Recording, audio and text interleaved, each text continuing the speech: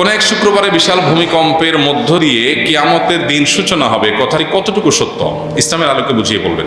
এরপরে প্রশ্ন হলো, আজকে বিশাল একটা ভূমিকম্প অনুভূত হলো, কোরআনের আলোকে জানতে চাই যে কি ধরনের অপরাধে লিপ্ত হলে এই ধরনের আযাব দেন আল্লাহ রাব্বুল আলামিন। প্রথম কথা হলো যে ভূমিকম্প বা কোনো ডিজাস্টার হলে, কোনো দুর্যোগ, প্রাকৃতিক কোনো দুর্যোগ হলেই যে সেটা আল্লাহর আযাব হিসাবেই সবসময় আমাকে ট্রিট করতে হবে, ধরতে হবে, এটা জরুরি বা আবশ্যক না। আমাদের বেশিরভাগ মানুষেরই চিন্তাধারা হলো যে কোনো অসুবিধা আসলেই সেটাকে আল্লাহর আযাব হিসাবে আমরা চূড়ান্তভাবে নিরূপণ করি। কোনটা আল্লাহর আযাব, কোনটা আল্লাহর আযাব না, এটা নবী রাসূলরা থাকলে তারা নিরূপণ করতে পারেন। যে কোনো বিপদ আপদ, যে কোনো মুসিবত আল্লাহর পক্ষ থেকে পরীক্ষা হতে পারে, আবার আযাব হতেও পারে। এখন কোনটা আযাব, কোনটা আল্লাহর পক্ষ থেকে পরীক্ষা, কোনটা আল্লাহ কি জন্য করেছেন সেটা আমি জানি না। আমি কিভাবে নিরূপণ করব? একজন মানুষের জীবনে বিপদ এসেছে, কোন একটা বিপদ এসেছে, হতে পারে তার এই বিপদটা তার মর্যাদা বৃদ্ধি করবার কারণ, হতে পারে তার এই বিপদটা পরীক্ষার স্বরূপ, হতে পারে তার এই বিপদটা তার কোনো পাপের ফসল। কিন্তু আমি বলে দিতে পারি না চূড়ান্তভাবে যে এটা পাপের ফসল অবশ্যই। এই জিনিসটা আমাদের মাথায় রাখতে হবে। অনেক সময় দেখা যায় সমাজে একজন মানুষ বিপদে পড়ছে, তখন আমরা ধরে নেই যে নিশ্চয়ই কোনো খারাপ কাজ করছে, নাহলে বিপদ হলো কেন। অথচ খারাপ কাজ করলেই শুধু কি হয় না, বিপদ হয় না। এই জন্য এটা একটা মৌলিক বিষয় আমাদের মাথায় রাখতে হবে। দ্বিতীয় কথা হলো, ভূমিকম্প পৃথিবীর সেই প্রাচীন কাল থেকে, শুরু থেকেই নানা সময় হয়েছে। কোরআনে কারিমে একটা সূরা আছে, সূরা জিলজাল, নাম হলো ভূমিকম্প। সূরার নামই হলো ভূমিকম্প।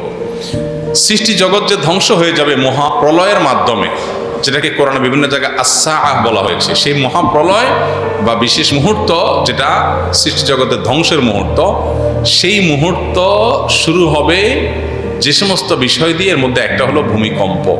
কিয়ামতের বড় যে 10টি আলামত আছে, এর মধ্যে একটা আইটেম হলো ভূমিধস।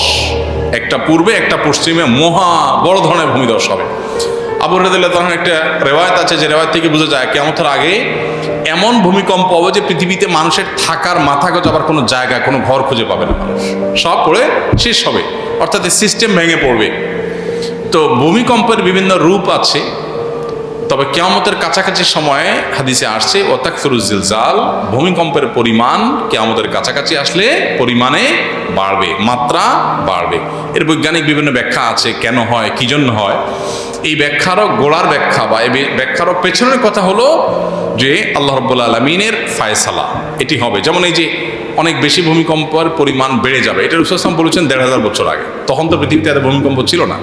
এখন আস্তে আস্তে দিন দিন যে বাড়ছে, ওনার কথা তো খাটছেই। এখন হয়তো অনেক বৈজ্ঞানিক গবেষণা, বৈজ্ঞানিক অনেক সূত্র আমরা আবিষ্কার করতেছি। প্লেটের পরিবর্তনের কারণে, এটা সেটার কারণে আমরা বলতে পারছি যে ভূমিকম্প হচ্ছে। কিন্তু নবী সাল্লাল্লাহু আলাইহি ওয়াসাল্লাম যখন বলেছেন, তার কাছে কোনো বৈজ্ঞানিক গবেষণার কোনো ফলাফল ছিল না, কিন্তু সেটা খাটছে অক্ষরে অক্ষরে। তাহলে বোঝা গেল যে বৈজ্ঞানিক ব্যাখ্যা, গবেষণা থাকতে পারে, সেগুলো সত্য হোক, কোনো অসুবিধা নেই, সত্য হতে পারে, সত্য। এরপরও এর চেয়ে মহাসত্য হলো এটা আল্লাহর ফয়সালা, এটা আল্লাহর ফয়সালা, এবং সেজন্য হচ্ছে। বৈজ্ঞানিক যোগ বিয়োগ ব্যর্থ হয়ে যেতে পারে, ভুল প্রমাণ হয়ে যেতে পারে, আল্লাহর ফয়সালা ভুল হওয়ার কোনো সুযোগ নাই। এজন্যই তো দেখা যায়, এই যে কোভিড-19 সময় আমরা দেখেছি অনেকে পরিপূর্ণ নিরাপদ জায়গায় ছিলেন, আবার কোভিডে আক্রান্ত হয়ে গেছে। আরেকজন সারাক্ষণ কোভিডের রোগীর কাছে ছিলেন, তার কিছুই হয় নাই। তাহলে বৈজ্ঞানিক যুক্তিতে একজন লোক সেফ ছিল, সে তো ভালো থাকার কথা, কিন্তু ভালো থাকে না, তাই না? এই জন্য আল্লাহ রাব্বুল আলামিন কি চাচ্ছেন সেটাই বড় জিনিস। আমরা বিভিন্ন কারণ আবিষ্কার করতে পারি, ডেফিনেটলি সে কারণ আবিষ্কার করব, সতর্ক থাকবো, বোঝার চেষ্টা করব, এগুলো কোনো সাথে কোনো হাদিসের কন্ট্রাডিক্টরি নেই। কিন্তু বিশ্বাসের জায়গা হবে সেটাই যেটা আল্লাহ তাআলা ফয়সালা করে রেখেছেন। এই জন্য ভূমিকম্পের এই সমস্ত পরিস্থিতিগুলো আল্লাহ তাআলার আয়াত, আল্লাহর নিদর্শন সমূহ বলতে পারি। আল্লাহ তাআলা কোরআনে কারিমে বলেছেন যে আল্লাহ তাআলা যে নিদর্শন নাজিল করেন, সেই নিদর্শনটা মানুষকে সতর্ক করবার জন্য নাজিল করেন। অতএব আমাদেরকে সতর্ক হতে হবে, এবং এই সমস্ত ভূমিকম্প আমাদেরকে সতর্ক করে যে আমরা যে কোনো মুহূর্তে দুনিয়া থেকে চলে যেতে পারি। বিধায় আমাকে প্রস্তুত থাকতে হবে সবসময়, তওবা, ইস্তিগফার, আল্লাহর দিকে রুজু হওয়ার জন্য কোনো অপেক্ষা নয়। এখনই এই মুহূর্তে আমার তওবা করে ফেলতে হতে পারে, এর পরের মুহূর্তে আমি আর সুযোগ পাবো না। দুনিয়াটা যে খুবই ক্ষণস্থায়ী, এটাকে আমরা যতটা পার্মানেন্ট মনে করি, যেভাবে এটার জন্য আমাদের প্রিপারেশন থাকে তাতে মনে হচ্ছে অনন্তকাল থাকবো, সেটা যে ভুল, এটা আল্লাহ তাআলা এই সমস্ত ঘটনার মধ্য দিয়ে আমাদেরকে বারবার করে বার্তা দেন, স্মরণ করান। নবী রাসূলরা এসে যে কাজটি করাতেন, স্মরণ করাতেন সেটি। অতএব আল্লাহ তাআলা আমাদেরকে এগুলো থেকে শিক্ষা গ্রহণ করবার তৌফিক দান করুন।